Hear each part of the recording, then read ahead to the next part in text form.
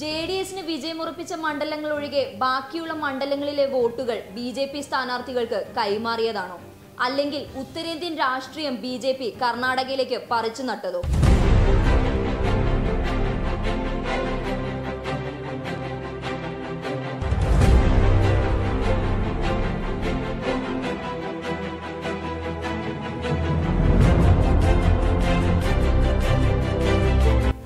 BJPക്ക് ശക്തമായ ബദൽ കോൺഗ്രസ് ആണെന്നിരിക്കെ മതേതരത്വ കാഴ്ചപ്പാട് പാർലമെന്റിൽ പുലുമ്പിയ ഉവൈസി കൂടെ നിൽക്കേണ്ടത് കോൺഗ്രസിനൊപ്പമല്ലേ?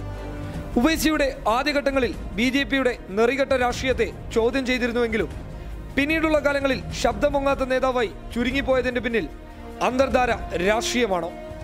ആദ്യഘട്ടങ്ങളിൽ ന്യൂനപക്ഷ സംഘടനകൾ ഉവൈസിയുടെ മുന്നേറ്റത്തെ ഏറെ പ്രോത്സാഹിപ്പിച്ചിരുന്നു. എന്നാൽ പിന്നീടുള്ള ഉവൈസിയുടെ നീക്കങ്ങളിൽ നിഗൂഢതകൾ തോന്നാൻ തുടങ്ങിയപ്പോൾ ഉവൈസിക്കെതിരെ ന്യൂനപക്ഷ സംഘടനകൾ ഒന്നടങ്കം തിരിയുകയുണ്ടായി.